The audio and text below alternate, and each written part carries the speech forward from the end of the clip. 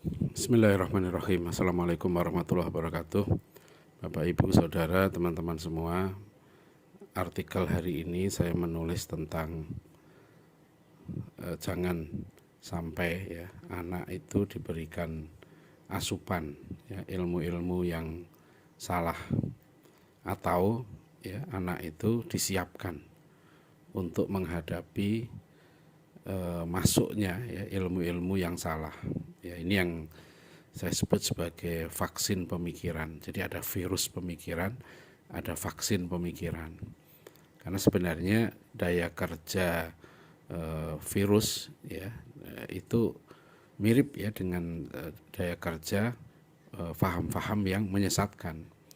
Jadi kalau kita harus menjaga kesehatan badan kita, itu sama juga kita harus menjaga kesehatan pemikiran kita. Nah, pemikiran ini dampaknya ke jiwa. Bahkan makanan yang haram pun itu dampaknya juga ke jiwa.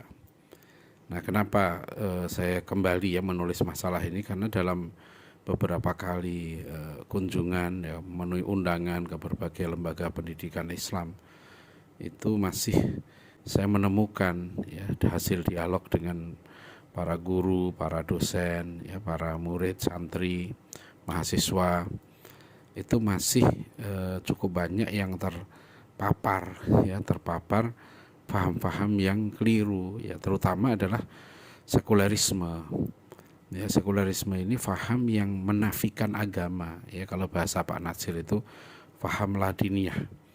Dan sekularisme ini kan sangat dominan ya, paham yang mengajak manusia untuk menolak campur tangan Tuhan ya, faham yang menafikan ya dalam cara berpikir keilmuan itu bersumber kepada wahyu ya. Jadi jangan misalnya begini kan, ini bukan hanya soal hukum ya, tapi juga dalam berbagai bidang kehidupan. Intinya adalah agar manusia itu dalam berpikir, bersikap, bertindak itu tidak mau ya merujuk kepada panduan atau aturan dari Allah Subhanahu wa taala.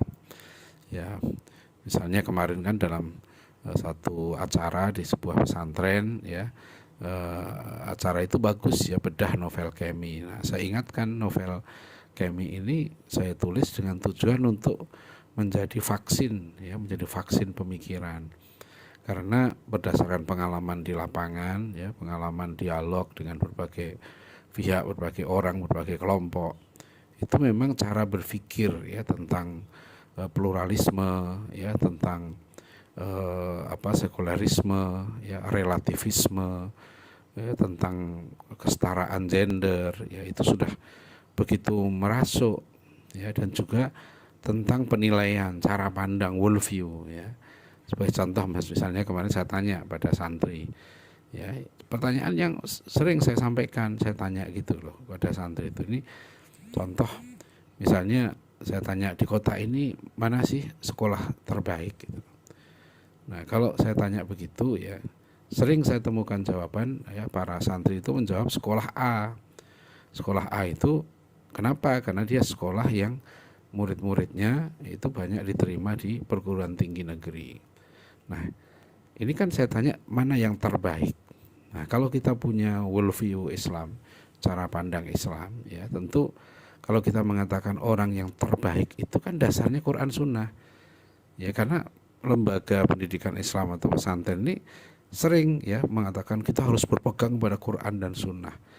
Nah, ketika kita mengatakan kita berpegang pada Quran dan Sunnah, maka Al-Quran itu harus kita jadikan sebagai cara pandang kita ya. Bagaimana Al-Quran itu yang berisi konsep-konsep dasar kehidupan gitu ya, itu harus kita jadikan sebagai cara pandang ya, worldview dalam kita melihat sesuatu. Kalau kita bicara terbaik, Al-Quran misalnya menjelaskan itu, inna akramakum indallahi atqakum, yang paling mulia di antara kamu itu yang takwa gitu loh. Nggak ada ayat Al-Quran cari yang paling mulia di antara kamu itu yang cantik, yang paling mulia di antara kamu itu yang paling pinter ya, yang paling mulia di antara kamu adalah yang misalnya paling populer atau paling kaya, yang jabatannya paling tinggi. Enggak ya, bukan itu yang utama. Sekali lagi gitu ya, bukan, jangan mengatakan itu nggak penting, tapi yang utama akromakum, yang paling mulia itu yang manusia yang paling takwa Ya, manusia yang paling takwa itu orang yang dekat dengan Allah. Nah, ini terkait juga dengan konsep dasar kita, misalnya tentang kesuksesan dan kemajuan. Ya, Islam ini datang mengubah ini loh, mengubah worldview. Ya, dulu di masa jahiliyah, ya orang-orang jahiliyah ini jahil, nggak ngerti adab, ya nggak ngerti adab. Jadi mereka nggak tahu bagaimana harus menempatkan orang, menghormati orang itu gimana. Nah, waktu itu karena mereka jahil, ya mereka banyak yang pintar, yang dikatakan jahiliyah itu bukan berarti mereka bodoh dalam arti nggak punya ilmu. Ada orang-orang cerdas, ada Walid bin Mughirah, ada Amr bin As yang dikenal cendekiawan Quraisy pada waktu itu, ya. Ada Khalid bin Walid, ya, jagoan perang. Mereka pintar gitu, tapi mereka jahil dalam apa? Nggak ngerti adab. Ya, bagaimana dalam ketuhanan, ya kan? Nggak ngerti, ya, mereka syirik kan karena menyamakan Allah dengan patung, menyamakan Allah dengan berhala, ya, menyamakan Allah dengan Tuhan-Tuhan yang lain gitu. Jadi ini mereka nggak ngerti menempatkan Allah, menempatkan Nabi, ya, bagaimana menghormati orang yang mulia. Nah, maka disebut inna akramakum indallahi atqakum, karena yang sebelumnya dimuliakan tuh orang yang keturunan bangsawan, orang yang dianggap punya pengaruh di tengah masyarakat, orang yang cantik, orang yang pinter syair, ya, semacam sekarang itu pinter nyanyi, penghibur, itu ditempatkan sebagai orang-orang paling mulia gitu. Nah, itulah yang diubah oleh Al-Quran, worldview masyarakat ini. Maka di Madinah misalnya yang dimuliakan itu orang seperti Abdullah bin Mas'ud, Bilal bin Rabah, Ali bin Abi Thalib, ya, Abdullah Abdullah bin Umar, ya, Ibnu Abbas gitu. Mereka bukan orang-orang kaya, ya. Mereka orang-orang yang dimuliakan. Kenapa? Karena mereka beriman, ya tentu pertama berilmu, ya, mereka berilmu, beriman, bertakwa, ya. Nah, ini penting karena supaya, ya, ini menjaga cara pandang, jangan sampai salah, ya, tanpa sadar, ya, anak-anak itu punya cara pandang yang berbeda, ya, dengan yang seharusnya dikonsepkan oleh Al-Quran itu. Begitu juga misalnya tentang kemajuan. Apa sih orang maju, orang sukses? Kita bilang dia sukses. Sekarang kan itu, sukses, dia diangkat jadi menteri, diangkat jadi wakil menteri, diangkat jadi duta besar. Betul, itu jabatan, itu amanah, ya, itu nggak boleh ditolak kalau memang dia harus memegang amanah itu untuk kebaikan, ya, niatnya untuk kebaikan, tapi niat itu untuk ibadah. Jadi kemuliaan itu bukan pada jabatannya itu. Kemuliaan itu kalau dia bisa memegang amanah dengan baik. Jadi jangan kita mengatakan bahwa menjadi anggota DPR lebih mulia daripada menjadi guru ngaji, ya, menjadi guru di pesantren itu lebih hina, ya, daripada menjadi guru menjadi profesor gitu. Ada satu artikel yang disebarluaskan di web, ya, ada yang saya terima dari seorang teman, ya, mengirim artikel itu dengan judul bahwa seorang marbot gitu, ya, bisa menjadi profesor. Nah, berita itu menggambarkan seolah-olah, ya, bahwa marbot itu sesuatu yang hina dan menjadi profesor itu mulia, ya. Nah, apakah betul seperti itu, ya kan? Nah, akhirnya memberi gambaran. Saya tanya ke teman yang ngirim itu, maksudnya apa, nilainya apa berita ini? Apakah menjadi marbot itu sesuatu yang dianggap hina, kemudian menjadi profesor itu mulia? Tergantung.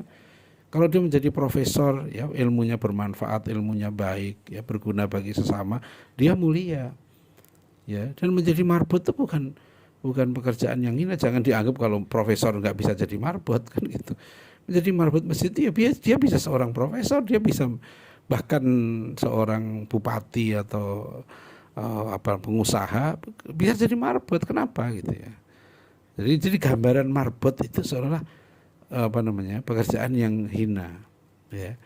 Nah, inilah yang berat, ya. Oleh karena itu sekali lagi gitu, ya, mohon ini yang disebut sebagai corrupted knowledge, ya, corruption of knowledge. Jadi ilmu yang sudah rusak, ilmu yang sudah terkorupsi, ya. Jadi ilmu yang sudah tidak mampu, ya, mengantarkan seseorang manusia kepada fungsinya, kepada tujuan hidupnya.